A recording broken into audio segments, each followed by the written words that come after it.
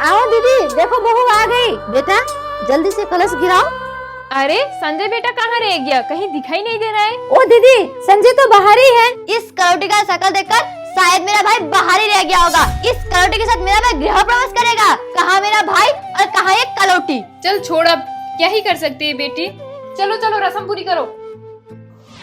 हे भगवान, अब सगुन कर दिया इस कलमुही ने। कलश को बाया पैर से नहीं दाहिना पैर से गिराया जाता है। देखा मम्मी, घर में घुसी नहीं कि पहले अपशगुन कर दिया इसने। सत्यानाश। माफ कर दीजिए माँ जी, मुझे पता नहीं था। अगर पता नहीं था तो पूछ लेती। मैं तो पहले ही मना किया था इस काली को शादी करने के लिए, लेकिन नहीं, दहेज के चक्कर में आप इसे उठाकर लेकर आ गई। दीदी दुल्हन को बाहर ही रखोगी क्या? अंदर ले चलो। हाँ, चौपट तो कर ही डाली, अब गेट में खड़े रहकर मेरी इज्जत खराब करेगी क्या? चल अंदर चल। चलो। गवार कहेगी। मम्मी जी कुछ काम हो तो करवा लो। नहीं, तू चुपचाप जाके अंदर बैठ। आज तेरी मुंह दिखाई है, रिश्तेदार आते होंगे तुझे देखने के लिए। वाह दीदी, बहू तो बहुत सुंदर लाई हो, एकदम चांद की जैसी, जिसमें दाग ही दाग है। चलो, मुंह दिखाई की रस्म तो खत्म हो गई। अरे माँ जी, आप नई बहू की मुँह दिखाई करने नहीं गई? अरे क्या देखूं मैं उस काली कलौटी की शक्ल। देखी तो हूँ, अब कौन सा चाल चंद लग गए होंगे। अरे माँ जी, रस्में तो पूरी करनी पड़ेगी ना। हाँ हाँ, जाती हूँ।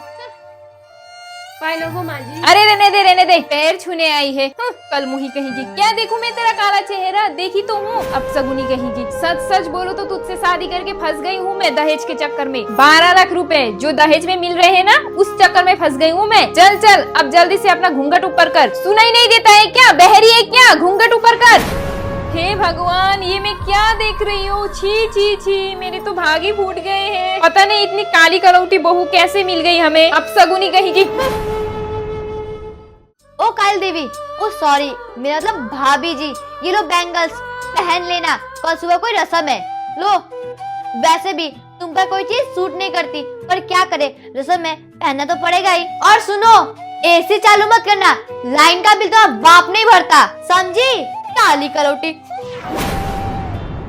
सुनिए नंदन जी, अभी तक आपके भैया नहीं आए। अच्छा, तो तुम यहाँ सपने सजाकर बैठी हो कि भैया आएंगे। तुम्हारी वजह से भैया घर पर नहीं आए। मुझे तो लगता है कि भैया बाहर ही सो गए होंगे। क्या? लेकिन ये शादी तो दोनों परिवार की मर्जी से हुई है ना। अरे अरे अरे, तुमसे मर्जी शादी कौन करेगा? वो तो मेरी मम्मी ने तुम्हारे बाप का पैसा देकर भैया की जबरदस्ती शादी करवा दी है। भैया भी कहाँ मान रहे थे शादी के लिए, लेकिन माँ बाप के सामने बच्चों की सोच चलती है। बाय बाय भाभी जी, ओ सॉरी काली कलौटी।